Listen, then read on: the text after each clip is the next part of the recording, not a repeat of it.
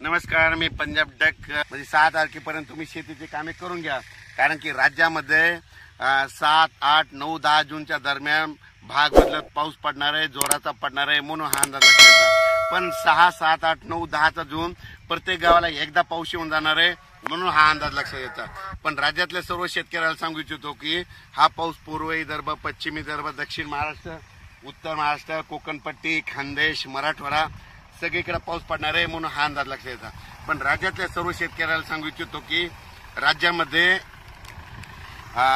त्याच्यानंतर 13 तारीख म्हणजे 13 जून, 15, 13, 14, 15, 16, 17च्या दरम्यान राज्यात जोराचा पाऊस पडणार आहे, मुसळधार पडणार आहे, म्हणून हा अंदाज लक्षात येतात।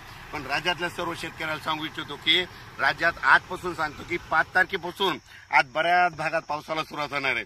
6 जूनला आणखी खूप ठिकाणी पाऊस सुरू होणार आहे, 7ला आणखीन बराच भाग व्यापणार आहे, 8ला दररोज परत वाढणार आहे, 9ला आणखीन बऱ्याच ठिकाणी जाणार आहे, 10ला जाणार आहे, 11ला जाणार आहे, 12ला जाणार आहे। म्हणजे सांगायचं झालं तर पाऊस आता हळूहळू सुरू झाला, म्हणून हे लक्षात येतं। पण 7, 8, 9चा थोडा जास्त पडणार आहे आणि 13 ते 18चा मात्र जरा खूपच पडणार आहे, म्हणून हा अंदाज लक्षात येतो। ज्यांच्या शेतकऱ्याचं शेत दुरुस्त करायचे राहिले असते, तुम्ही अनेक 2-3 दिवस राहिले, या 2-3 दिवसामध्ये शेत दुरुस्त करून घ्या।